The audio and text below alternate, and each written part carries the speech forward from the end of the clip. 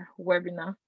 So thank you all for joining us once again. And this is a webinar organized by Harvest to talk about impact investing. Today we have three very impactful women on our panel to discuss the importance of impact investing. I'll just give you a brief rundown of each of them and to tell you that we have a very fun-filled and informative session in store for you. So first off, on our panel, we have Orode Udwahan. Orode is a multi-award-winning entrepreneur. She's currently the co-founder and CEO of Seed Services Limited, which is a social impact investment company. She's a certified cognitive behavioral therapist who combines her learning approach with her faith. She sits on the board of several organizations and businesses as an advisor as well. Orode also has a bachelor's degree in psychology from the University of Windsor, Ontario, Canada, and she has an executive MBA from the University of Warwick, London. And she's also an author of Abba and Min. Can you please say hi to our audience already? Hi, everyone. Good evening. I hope you're well. Thank you. The next person on our panel is Fin Adedoyin Ogunlesi. Fin is a finance and investment management professional who has almost a decade worth of experience working in financial services. She is currently the chief of staff at We Capital.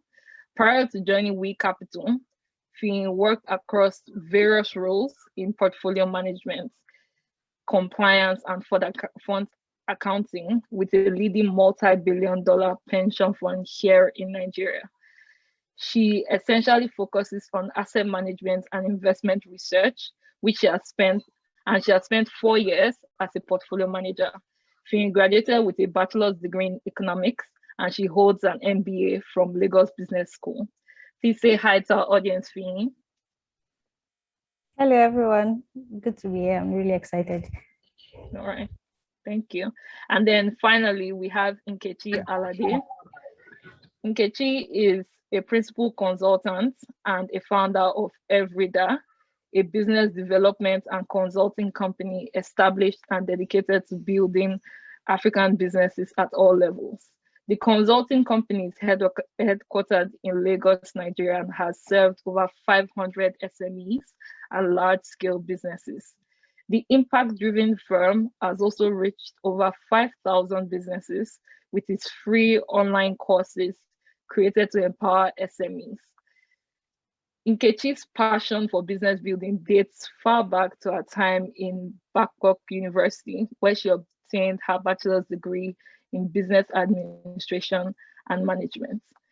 Nkechi possesses a strong underlying competence to get results, and she's proactive and versatile with verifiable leadership skills.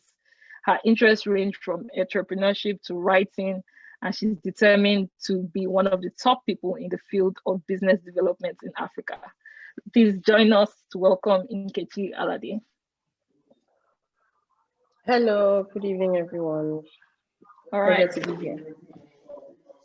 Good evening, Nkechi, and thank you to everyone on our panel. So from their bios, you can see that we have a very astute panel for you today, and we're going to have a very exciting conversation. So to kick us off, like I said earlier, we're here to talk about impact investing. So in case you don't know what impact investing is, Fin is just going to give us a brief intro. So Fin, can you tell us how you would define impact investing, and why do you think it's important in a country like ours, Nigeria, especially considering our economic reality at the moment? Right. Thank you, Krikewe. It's really good to be here. Good evening, everyone. So I'll say impact investing. So it's in between. So it's in between traditional investing and then philanthropy. So there's a school of thought that says it's just that in between return expectations and also wanting to have considerations for social and environmental causes. So the popular definition out there is that it has to have intention. Once you say it's impact investing, it has to have intention, positive intention, there needs to be some measure as well. We need to focus on social and environmental causes. So I guess the crux of the matter for impact investing is really about your intention. Ranges as to return expectations can vary because of your intention, right? It can vary from below market competitive rates to as well as market-driven competitive rates. So it might vary, but intention is really the crux for impact investing. I'll say it's key right now, although some of us in the past are probably already doing it, investing across in sectors that we believe that will impact our environment. So I'll say it's key for Nigeria's sustainability. So given where we are as an oil producing country, right? We've seen how in some oil producing states, right? We've seen the impact of the environmental impacts all of those things have had in terms of exploring those lands, right? We've seen those impacts, and over the years, we've seen some of those organizations trying to trying to cushion the effect of all of those negative impacts over the years. So you see that it's actually quite important, and even some of those crises from there emanated from environmental factors, crises in terms of vandalism, even banditry, all of those things emanated from the fact that the environment wasn't as well. So it's actually very key that impact investing is in the conversation today across tables. I'll say that even just looking at Agric, right? The fact that food is key. Food is key for poverty. Food is key for wellness, health being. Food is key for in terms of diseases. Just even getting people out of the poverty chain, right?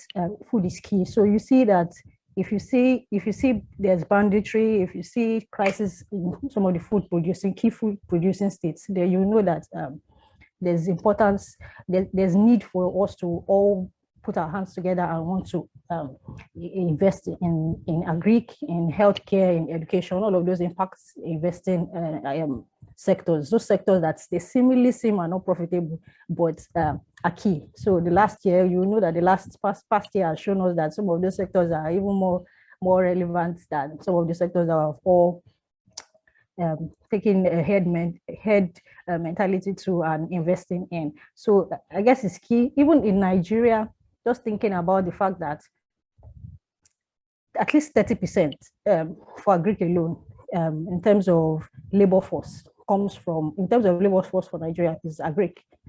For Sub-Saharan Africa, 60% of the labor force too is Agric.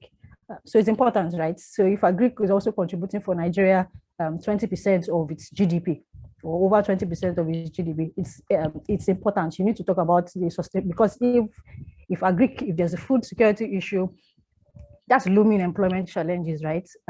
That's looming banditry challenges, looming kidnapping challenges. So it's key to invest in that sector in terms of infrastructure and just getting it right, and taking people out of the elevating poverty, basically. I think that will be it for me. All right, thank you so much, Finn. So when Finn was talking about investing, she said that some of us have been involved in it, but we don't know what it is.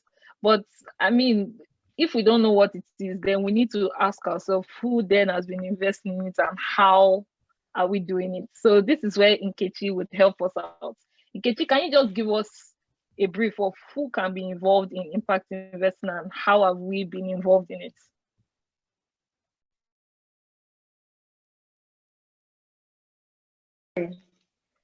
Yeah, I hope you can hear me now. Thank you for having me. Glad to be here. Impact investment, I think it's the fact that a lot of us didn't just know what it was called. So wherever you find yourself investing towards something that sort of benefits the economy, at the same time helping the world, helping the environment, helping a cause, that's really what impact investment is all about. So you find that there are a lot of platforms where you can do things like crowdfunding. You can help people with maybe education. You can help people with things like blood. You're helping people. You're helping the world generally. You're helping Nigeria, Africa, depending on where you are and who you are. So who can invest? You and I can invest, right? We can invest as individuals. We can invest as organizations. We can invest as, NGOs, banks, microfinance, pension managers. So it just depends on what level that you're trying to approach it from. So I would say, don't look at, for everybody on the webinar, don't look at it as a very cumbersome thing that maybe you have to be in this organized environment under this particular kind of portfolio before you can do it. Anybody can do it. We've probably all been doing it. The different platforms that we're on, and they say, oh, there's this farm here that returns are blah blah blah. You're already a part of it. You've just been invested. Somebody just didn't put it in bracket to say this is impact investment. So now it's for us to now be more intentional.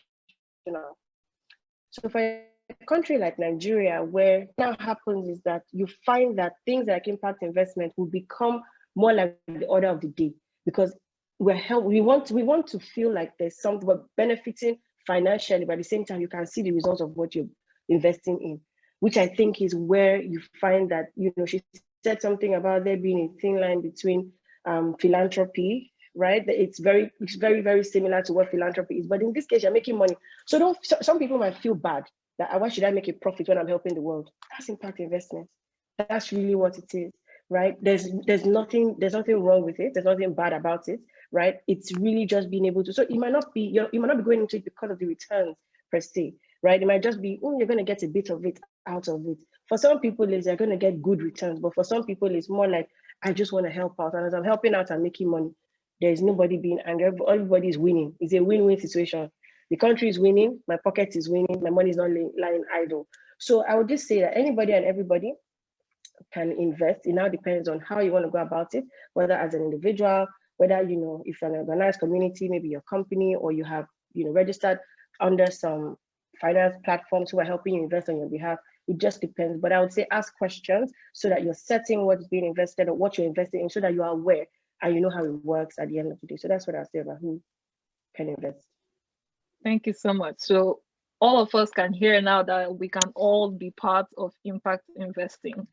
But as Harvest has told us in the chat section, Harvest is the first female directed fund that's looking to help women to involve in saving and impact investing. So Orede, can you tell us a bit about how women in particular can participate in impact investing? Because when we talk about all these kind of things like investing and then being in charge of boardrooms and all of that, we find that men tend to take the lead and women are left behind. So Orede, can you tell us a bit about how women can participate fully in impact investment? Okay, so I'm going to take it from, hi everyone, thank you for having me. So the question basically has two parts for me. So there's a part of being the investor and there's the part of being the investee, right? So I'm going to take it from the investor point of view because that's what we do in our business. And I'm going to zero in on agriculture because that's the general idea of today's webinar.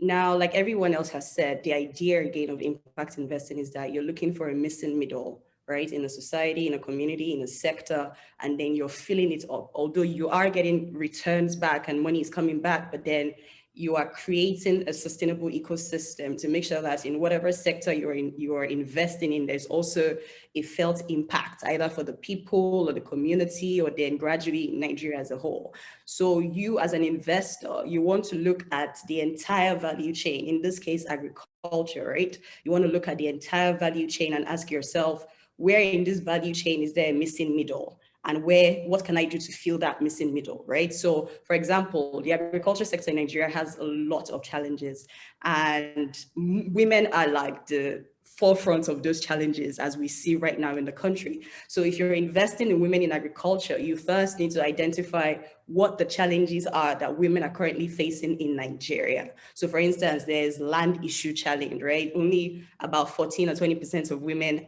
actually have the right or own lands. You know, there's a resource issue challenge. She probably has a land, but then she doesn't have the financing, the capital, or she just can't get, you know, enough inputs or seedling or whatnot to grow her agribusiness or to even farm.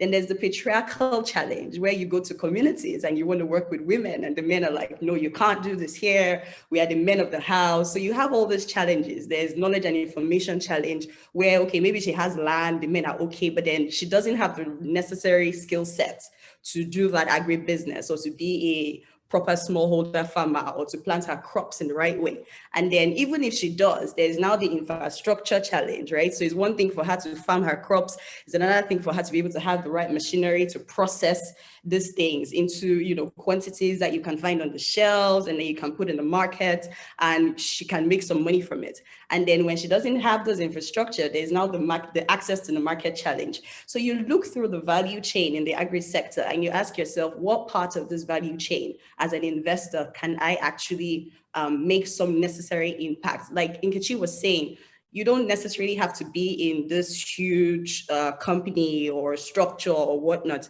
You can partner with things. There are things called agro partnerships. You can partner with proper companies that are doing things like that at the moment and say, okay, this particular company is solving the problem of crop production. I want to be a part of that. This particular company is solving the problem of resources.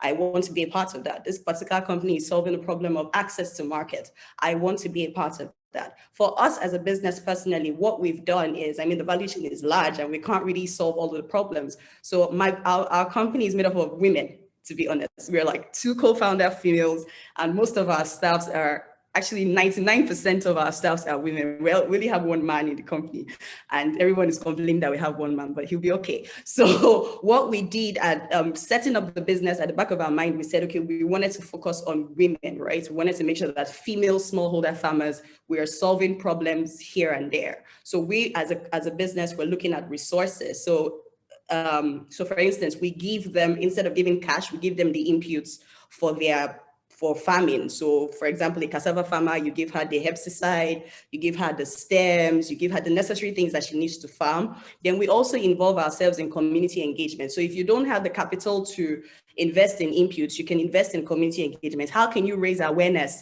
in these rural communities to make sure that there's equality between the men and the women? How can you create campaigns? How can you go into the spaces and teach the message of, you know, women also have the right to XYZ? So there's that part of community engagement that you can invest in. Again, don't forget that impact investment is not always cash, right? Because when we hear investments, we hear money, money, money. No, but there are services that you can offer that is a part of the value chain as impact investments. There is time that you can offer that is a part of the value chain as impact investment. So these are ways that I believe that women can participate, especially in the agri sector, because we have a huge value chain and a lot of challenges that you can begin to use your skill set. You're an accountant, for example. You don't necessarily have to be a farmer. How can you use your skill set as an accountant to help a woman's agribusiness so that her bookkeeping is proper? You know what I mean? So there are so many variants, right, in the ecosystem that you can plug yourself into as a woman in your own capacity that can help women in their businesses, especially in the agri sector. Wow, that sounds really good. Thank you, Erde. And another thing to add on to what Erde has said, Harvest, which is the organizer of this webinar, they are a female-focused firm, just like Erde has described. They specialize in impact investing. There are a lot of investment opportunities, and they help investors and they help farmers, like Erde was talking about. So it's another thing that's currently happening in Nigeria that you as an investor or you as a farmer can be part of. So you can also look into that. Thank you so much, Erde. Now, moving back to Fing. From all we've heard, we've seen that impact investing can be difficult. Like, we have to look at the value chain. We have to look at this. We have to look at that. This is a lot of work. Why can't I just do simple investing? Why do I have to make impact? Why can't I just go and put my money somewhere and have it make me more money? So Fing, tell us, why should I choose impact investing over standard investing? Thank you. So of course, I heard this question a lot, right? So I think I'll take it in 2 parts. Is first to debunk the underlying assumption. So usually when you hear those statements, it's because they think there's a myth that it's lower returns, number one, and there's also a myth that it's probably too patient capital, right? So in terms of lower return, I'll say it's a myth, right? There's studies that, especially when in emerging markets, right? India, for example, you see returns as low as 10% on some of those investments, and as high as 34% on some of those investments.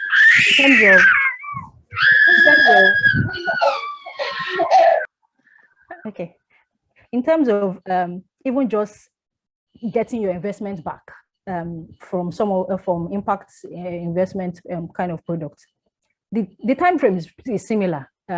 If you say you invested in a PE fund, for example, or a VC fund, usually exits start to happen from the 4th year, from the 5th year. And if you put that side and side between with a palm tree, right, that maybe starts to yield something from year 4 and it lasts up to 30 years.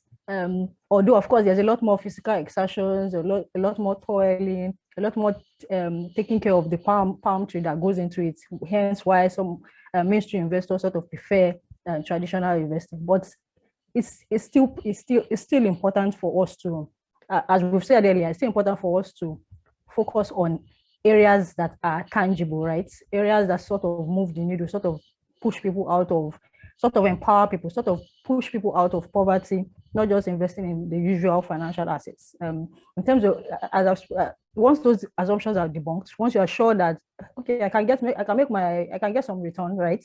I can get 10% equivalent to maybe a treasury bill. Even treasury bills is at 6.8 now. So 10% probably higher, right?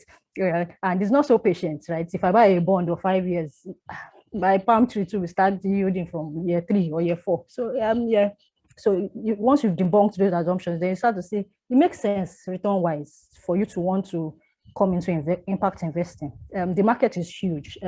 Global Impact Investors Network, their recent number says the current market size is about $715 billion, of which, if there was no pandemic, the projections were supposed to be about $1 trillion or more, right? So in terms of market returns, it makes sense once the model is right.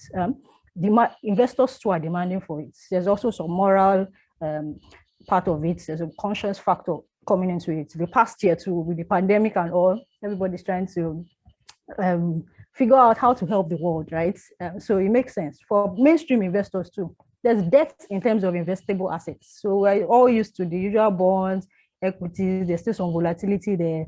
We need new things, we need alternatives, we need better, new products, fresh products that can, of course, continue to grow the wealth that we're all trying to grow. And I think most importantly, in terms of just looking at it holistically, we're all trying, whether you're a mainstream investor, if you are an impact investor, if you are a stakeholder across the Agric value chain itself, whether you're a farmer, or everybody, the problem we're all trying to solve is really about empowering others and about just moving the needle, empowering others, empowering our community, empowering the nation eventually. So it makes sense for you to want to go the impact investing route, given all of these considerations. Why wouldn't you want to get some return? Why wouldn't you want to also have, it sort of balances it out. You get some return and you also get to sleep well at night, right? So yes, so it makes sense. Why wouldn't you want to? If you get good returns and you can then sleep well at night, it's good, right?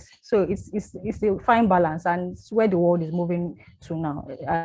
Over the last 5 years, we've seen a lot of traction in that space. So I'm hoping that people on the call can start to open their minds towards it, and then the nation will be better for it, really. Nice. Thank you so much, Finn. So from what Finn has said, you can see it's a win-win situation. You get some profit while you're also doing some good in the world. So like there is no downside to this. You are going to win on both cases. And if you want to get started on impact investing, Harvest has left a link in the chat box where you can just sign up and start investing in opportunities or in projects that are having real life impact in the world. So thank you so much, Finn, again. Now we're going to move over to Nkechi. Now, Finn has talked about how these things, like how impact investing can put some positive spin in the world, can improve the value chain, improve agriculture and all of that. But Nkechi, can you tell us how impact investment can affect the growth of women's personal finance and their business finances? Okay, thank you very much for that question. So I'm going to talk about it from the person, the individual, and the business owner. So what we do at Overida, we help people start businesses, grow businesses, and expand businesses at different levels.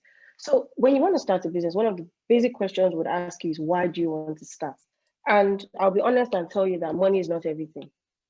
I know it might sound strange to some people, but money is as a result of the value that you give. Now, let's liken this to impact investment.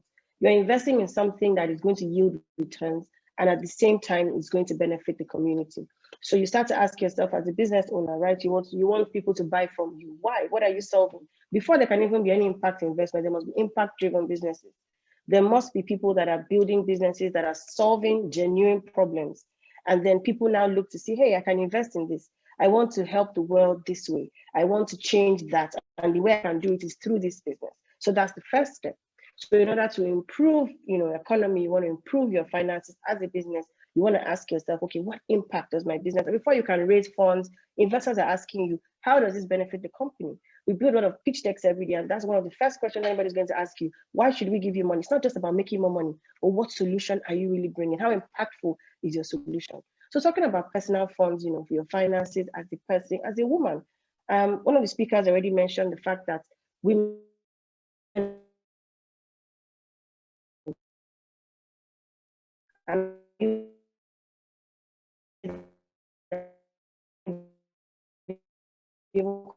comes to things like investment, X or 100X, that's why I'm making this decision. It's more from a place of how am I going to make the society a better place? So for women, I don't know if you can still hear me because my connection seems a bit unstable. But for women, what I would say that it helps you. First of all, you're making more money. You're seeing that there are results.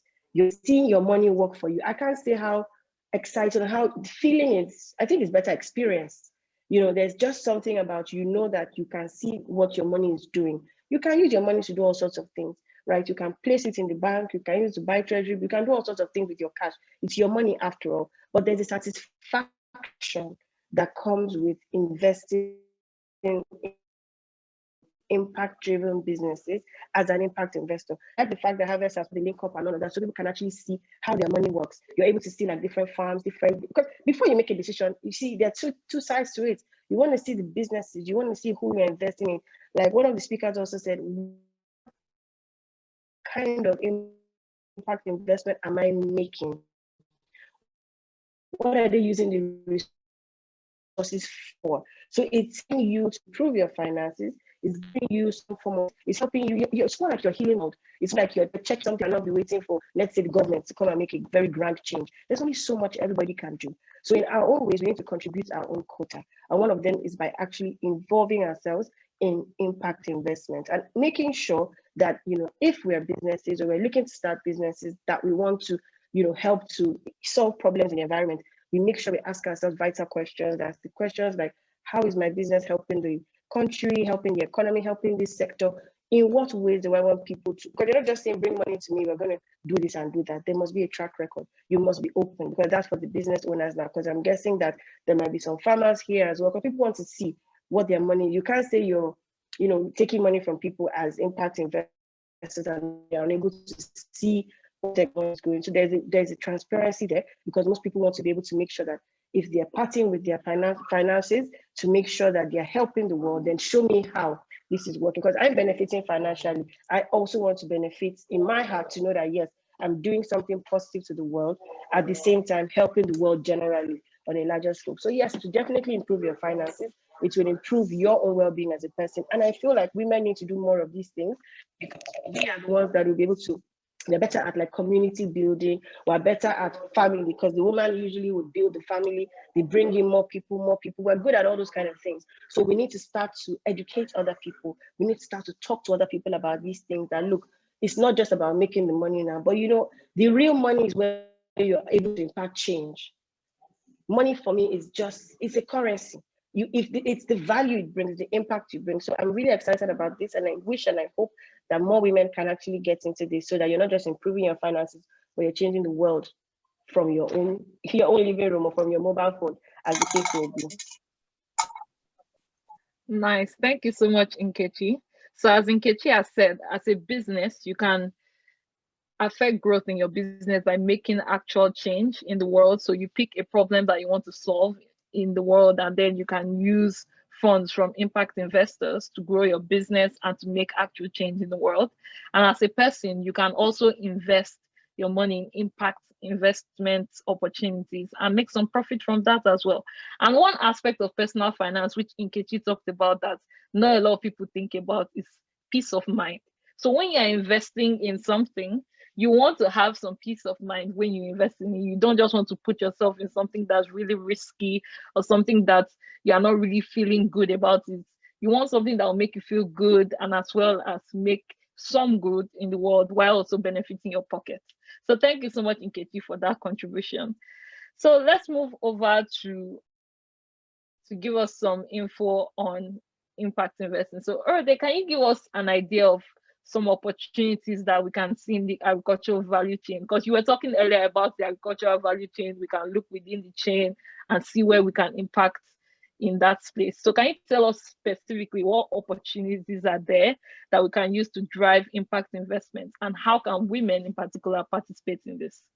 Okay, so thank you again. I'm going to give a bit of a story of how we started, and it would lead me to four opportunities that we found that people can actually get involved in. So we started as we had said, we're a micro lending company. So all we wanted to do, to be honest, was get some funds, give it to women in a microfinance form, and just collect our money back when the thing was ready. Because I've been in the development space for 13 years. I was like, okay, I'm not trying to make no impact. I just want to make my money right now, you know. But but we went on our first site visit to the community that we were working with. We're working with some women in FCT and smallholder farmers in cassava, and we saw that these women had they were drying their cassava on a tree back in 2021, which usually would take like longer to even have it dried. So before she finishes drying it on the tree back in a couple of days, then she will now take it to the market to go and grind the cassava. You know, the process was just ridiculous. So I said to my partner, and I started, and I said, okay, I know we want to make money, but you know, this thing, there has to be more here. So one of the major opportunities that we saw, especially in the agri sector, is investing in the processing end of the agri value chain. So there's a lot of money that is being pumped into the manufacturing end, into primary production, but then I don't see a lot of women in the processing end of the value chain. I mean, women are coming into that space now. You're seeing women turn share into beauty products. You're seeing women take waste tomato and grind it and turn it into tomato powder. That's a particular woman I'm speaking about. You're seeing women just take stuff and, you know, create them in small scales. But I feel like we still need to put some more attention into the processing end of things, because when these women primary produce, there has to be something that would mop it up. And then when you process it, you're able to put it on a larger scale. So the processing end of the agri value chain is something that I believe that women can begin to look into, no matter how small. Like I said, there are women who are producing beauty products from the comfort of their homes, palm kernel oil, palm oil, and all of those funny things. So that processing end of the value chain is an opportunity that is available, and we need to actually start looking into it, providing the right infrastructure that these women, when they produce, there's limited waste, there's machinery to make sure that their processing time is quicker, the quality of their products is better, they can compete with anyone anywhere in the world. So that end of the value chain is the place where we can begin to look into and invest in. Then the second thing that we found out is capital, which was our original idea, to pump in money and just get our money back. But then capital is another opportunity in the value chain, like we had said earlier. So it's not necessarily being a part of some massive funding, but then in your own way, creating things like agro partnerships, right? Come together with a bunch of people. Of course, you have to vet what you're doing. You have to do a lot of due diligence on the company that you're going into agro partnership with. There are lots of investment platforms like that you can be a part of. So look at what you're doing, put your money in there. And, you know, like the speakers have said, yes, it might take a while, right? In some cases, yes, it might be like, oh my God, when is my money going to come? But I promise you that the returns are great. And then when you look at the community that they're also putting this money into, you will be pleased, right? You will have a smile on your face, because you can then see the value of what your money is doing, especially for women, right? Especially for smallholder farmers, women in the processing part of agriculture. So capital. So you can come together with a bunch of people, or you can put yourself in an already structured company and put your money into, you know, the agri value chain. Now, a third opportunity that is available is market access. So there's the path for being a farmer, but then not everybody can be a smallholder farmer or a farmer. Not everybody can be a processor, but you can also be a a seller, for lack of a better word. Now, what we've done in our business is we've created a network of vendors. So for instance, if women have processed their gari, we sell it to, example, sell 200 bags of that gari to 5 vendors. Those 5 vendors create a network of 10 vendors. Those 10 vendors create it. So you see that the woman is rest assured that she has a market when she produces her stuff, right? There's a huge network of people who are ready to put it on the shelves. So market access is another opportunity that we can begin to look into and we can get involved in. So you can sell agri products, you can go into communities and say, okay, what are you producing here? I'd like to, you know, be your off-taker, whatnot. If you have the access, if you have distribution partners, you can begin to just get into that space one way or the other and ensure that these women have, you know, the opportunity to showcase their products, to sell off the things that they're producing. Now, I know that people would say, oh, but then it's a bit difficult, especially when you talk about exporting these products. Now, that's another challenge that needs to be fixed. So if you don't even need to be the market person, you can create a small business or a company that helps people get NAFDAC number, for example, right? You can be the one who goes on the door and knock NAFDAC door, because that's like sweat and blood, and take that off. be the go-to person for helping these people get NAFDAC numbers so they can put their products on shelves. Or you can be the person that goes to CAC and help people get their documents done, because a lot of these women, we find that lack of documentation leads to problems. They don't have access to these fundings because they don't have documentation, they don't have bank accounts. So create a business, like I'm sure that's something Nkechi offers in her business as well, that helps these women get the necessary tools that they need, right? It's all parts of the agri value chain. You're not necessarily in the fore end, you're not necessarily at the end, but then you're in the middle somewhere still adding value. And then another, the last and final opportunity that we've discovered that people can begin to invest in or look into is logistics and storage. It is extremely essential in the agriculture sector right now. And it's something that is a lot of women are not into for some strange reason. Of course, because it's expensive and is highly risky. But then if we don't take the risk, we are never going to be able to match up, right, with our colleagues, the men. Yeah, so we need to begin to break out into these things that seem like they are risky and begin to do them. So there's a huge opportunity in the logistics sector.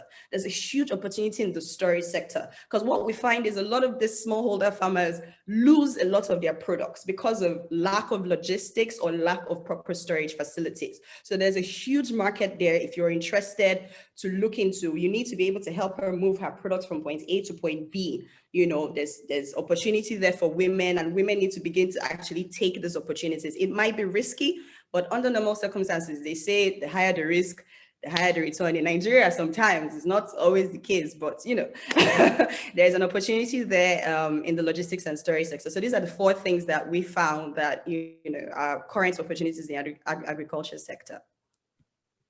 Right. Thank you so much, Erde. So, like Erde said, there are opportunities in processing, there are opportunities in market access or distribution. There are also support opportunities. So if you want to go and help people like do the things that they need behind the scenes to be a successful business, you can also offer that support. And then logistics and storage. But then when you think of all these things, you might think, oh, it's a bit expensive, because if you think of buying a warehouse space, it's a lot of money for just one person to drop. So you can do crowdfunding opportunities, come together as a group, get full funds from members of the group, and then put it in something. And that's one thing that Harvest helps people do. Harvest has so many opportunities where people can crowdfund. So you don't even need to know the next person. Harvest helps pull the funds from everyone and then invest in these women businesses. So you don't even have to be a woman. You can be a man who also cares about investing in women-led businesses, women-led farms, and then you can invest in this as well, just to keep everyone involved in this impact investing journey that we should all be on. So now let's move on to Finn. Now we've heard about impact investing, we've heard about the agricultural value chain. Finn, can you tell us a bit about how this impact investing can be used as a strategy to strengthen this agricultural value chain? Because one thing we all see in Nigeria is that the food prices keep going all high and high and high. And that's really not the case everywhere.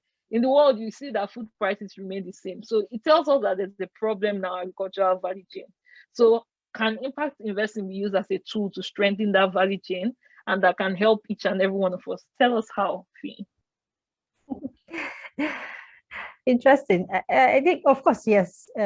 Impact investing, you know, because there have always been courses that will always sort of channel invest monies to in time immemorial, right?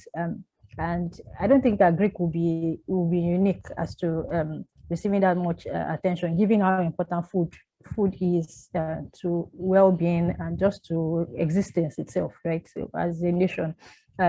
So in terms of strategy, I think more work needs to be done, particularly from the investment angle, aligning with institutions that have that same long-term investing appetite or long-term investing trajectory.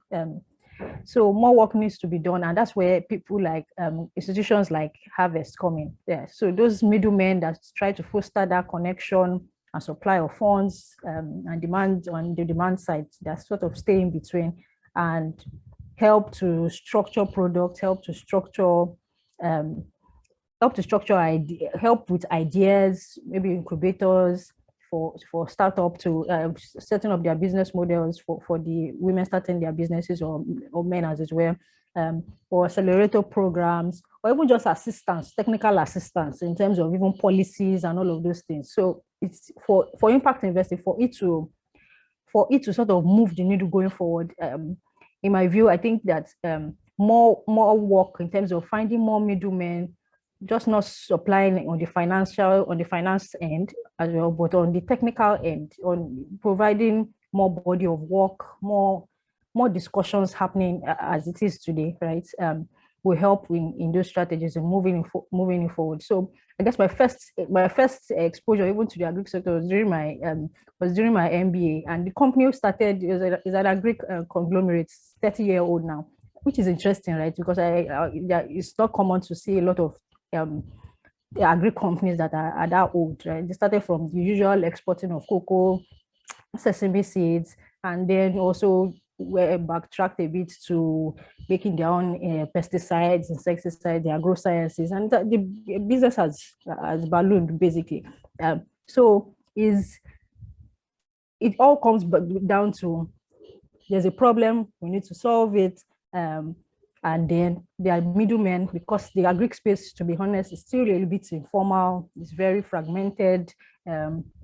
We need those middlemen, people like Harvest. We need those middlemen in terms of incubators, training them, helping them with their business models. We need those middlemen structuring products, financial products that will be attractive to the mainstream investors. We need those middlemen, and I think that's in my opinion, the strategy that will help impact investing in the Agric space going forward. Yes, thank you so much, Finn. So we need people that would stand in between, that would help connect money from investors to those who have the farms, those that are on the ground doing the impact work. So thankfully, we have people like Harvest in that field helping connect people. And if you want to be on the investor side to help with the funding for these businesses, you can also sign up, find opportunities that appeal to you on the platform and sign up to those, like fund those opportunities. Now, one thing that we know in the marketplace is that there are many opportunities. There are many normal investment opportunities. There are many normal businesses in different fields apart from Agric and everything. So, Nkechi, can you give us a feel of the fact that there is so much diverse opportunities in the market? Do you think that diversification in the market affects impact investing, and how would you say it affects it? Okay, thank you very much for the question. Right. So, first of all, I think we should even just talk about what it means to have a what's the diversification, right, on investment. So it's really being able to have like a mix of investments within a portfolio. So, for example, you're trying to invest to manage your risk. One thing we say in business is that there's no risk, no reward, right? But as much as possible, you're trying to mitigate the risk or make sure that it's as minimal as it can be. There is no way that you would invest and just be expecting 100% all through. You have to give some room for risk. I mean, there's always that case of anything can happen. In as much as we're trying to make sure that we're helping the world. At the end of the day, you don't want to go broke, or you don't want to empty your bank account, and then it's like, oh, I lost everything 100% in this aspect. So what we're just trying to say here is, in as much as yes, you're trying to help out, you're trying to make sure that you're putting your money where you want to see the results, you have to have somewhat of a diversified portfolio. So there are people that can help with this if you do not like have all the knowledge. I'm a strong believer in outsourcing what you don't know, which is something that we do at Overida. You're not pretty sure how to go about your business. You're not sure the next steps to take. Ask somebody, ask a professional, ask somebody who has been trained to get these things done. You have X amount of money. Okay, how do I spread it?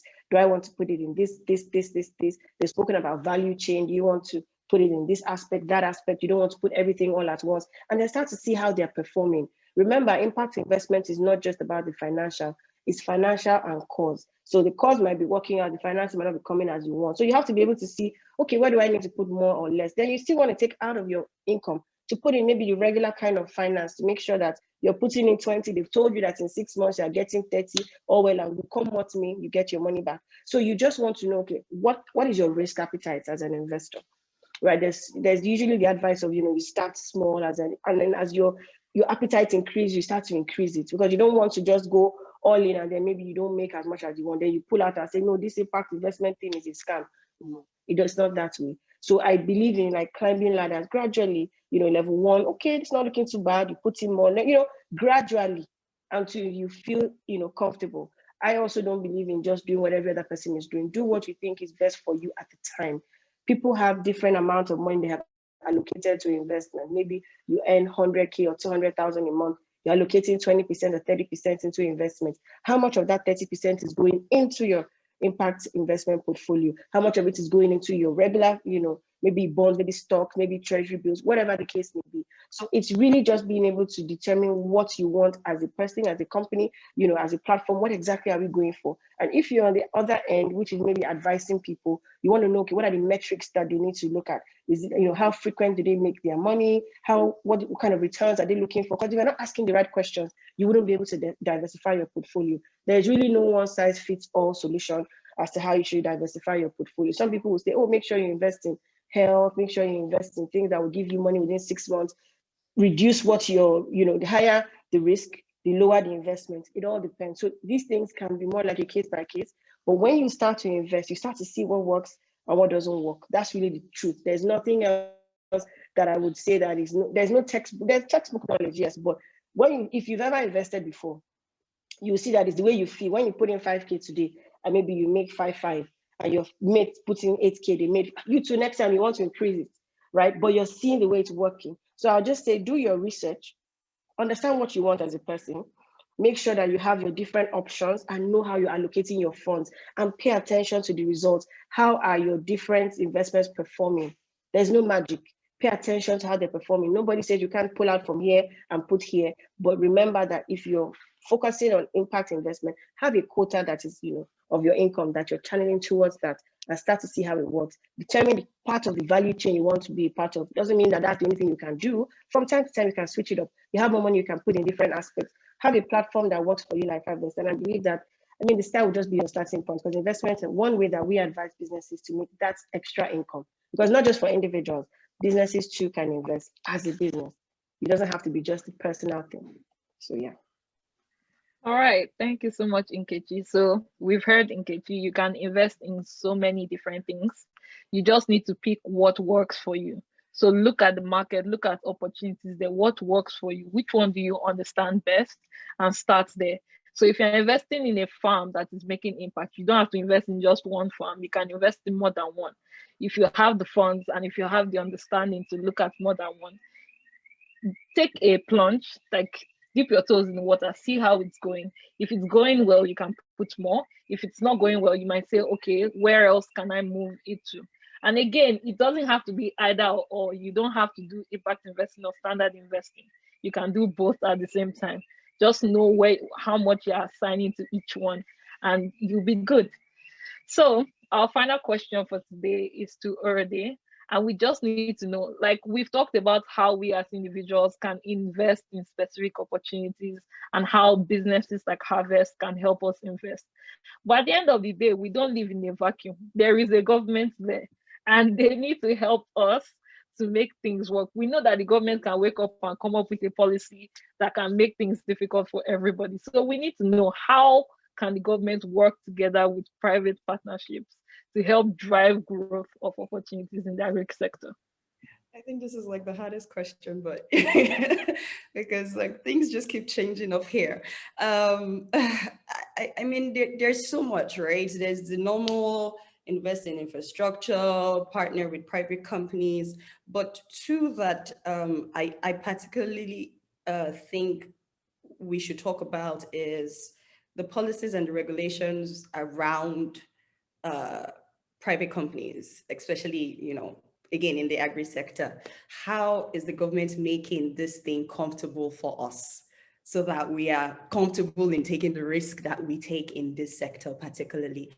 So I believe that something that the government needs to do is to create and encourage an ecosystem that is encouraging for private businesses to go into, and it's not just agriculture, right? It's whatever sector, right? Especially when it comes to impact investment. So creating policies, creating regulatory frameworks that encourage investors.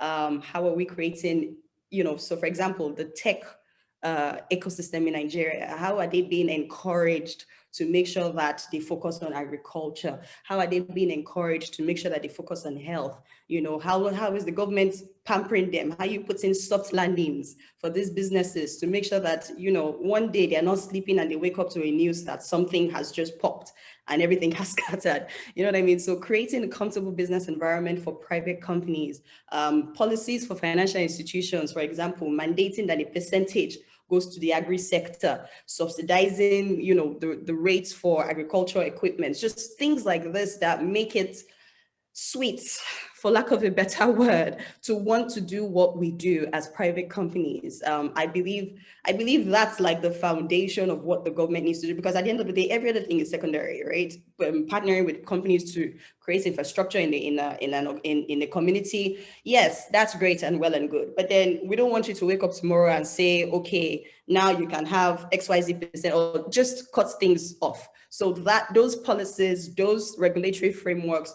those soft landings are extremely crucial, right, in encouraging businesses, especially in the private sector, because there's no sector that is not high risk. But I'm going to speak for agriculture. It is like, it's a bit risky. And like I listened to what Nkechi was saying, that you want to make sure that your risk is minimal, right? Don't expect that you're going to get 100%. So there's a risk in it. So you have to give us soft landings to make sure that as we're putting money and we're socially impacting and all of the things that these businesses are doing, we're encouraged to do it, so that we know that even when we take the risk and it doesn't go as planned 100%, there is still some sort of comfort in doing what we're doing. And then just secondary is also partnering with, I mean, the companies like Harvest, who are offering services for agribusinesses or businesses in that like-minded businesses in that way.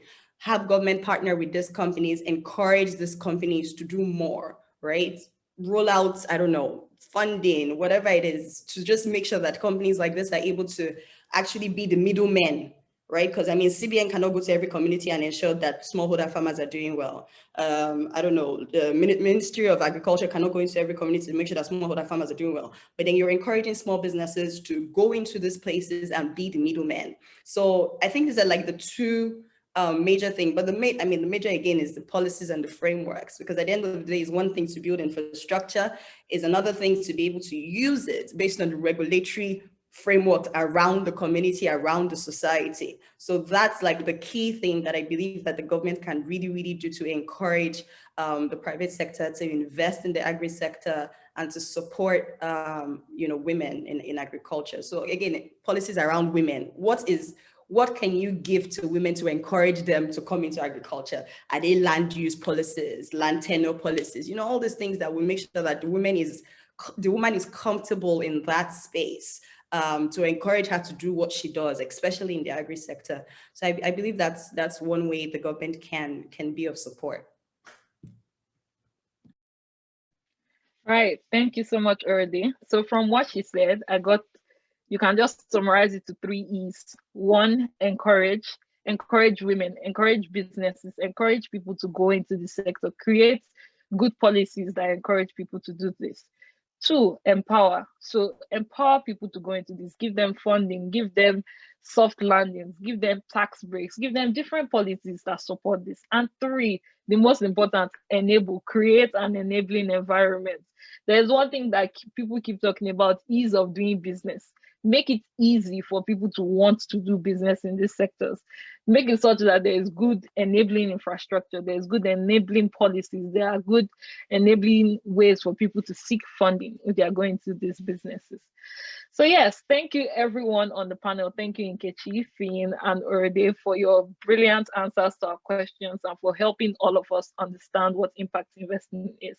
If there's one thing I hope everyone here today can take away from today's session is that impact investing is important. We need to start looking for opportunities where we can have an impact in our society, where we can move the country forward. And if there's a way the little coins that we have can work together with other people's little coins to create a great impact in our nation, we should look for opportunities like that. We can look at platforms like Harvest that helps us do that.